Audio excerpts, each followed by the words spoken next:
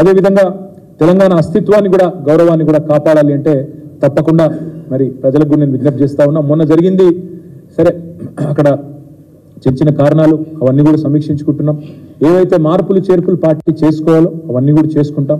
మా వల్ల జరిగిన చిన్న పొరపాట్లు, చిన్న లోటుపాట్లు వాటన్నిటిని కూడా సరిదిద్దుకునే దిశగా మేము కూడా మా పార్టీలో అంతర్గతంగా కార్యాచరణ కూడా మేము మరి ప్రారంభించుకున్నాం. తప్పకుండా ఆ కార్యక్రమాన్ని కూడా రాబోయే రోజుల్లో ఆ ఫలితాలు కూడా మీరు చూస్తారు. కానీ ఇక్కడ తెలంగాణలో ఒక విచిత్రమైన పరిస్థితి.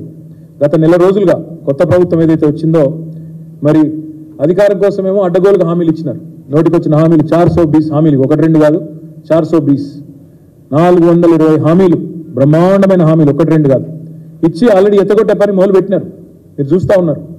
ఎన్నికల వాగ్దానాలను నీటిలో కలపడానికి శ్వేతపత్రాల పేట డైవర్షన్ డ్రామాలు, ల్యాండ్ క్రూజర్లు అని చెప్పి ఒక కథలు పుట్టించి అదేదో కేసీఆర్ గారు సొంతానికి కొనుక్కొని దాచిపెట్టినట్టు ప్రభుత్వానికి, ఇక్కడ ఉండే పనిచేసే మంత్రులకి, ఇక్కడ ఉండే వారి భద్రత కోసం తెచ్చి విజయవాడలో వాటికి బుల్లెట్ ప్రూఫ్ అద్దాలు దొడికిచ్చి దానికి పంపితే అదేదో విజయవాడలో దాచిపెట్టిండు అని మాట సిల్లిగా మాట్లాడడం. ఇంత దిగజారుడు రాజకీయాలు ఏవైతున్నాయో ఇవన్నీ ప్రజలు గమనిస్తూ ఉన్నారు.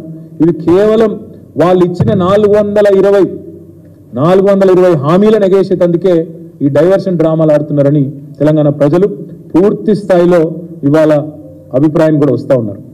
నిజానికి తెలంగాణ రాష్ట్రం సాధించిన విజయాలన్నింటినీ వైఫల్యాలుగా చిత్రీకరించి కాళేశ్వరం లాంటి ప్రాజెక్టుని కూడా బదనాం చేసే ఒక చిల్లర ప్రయత్నం రెండు జాతీయ పార్టీలు కూడా చేస్తూ ఉన్నాయి.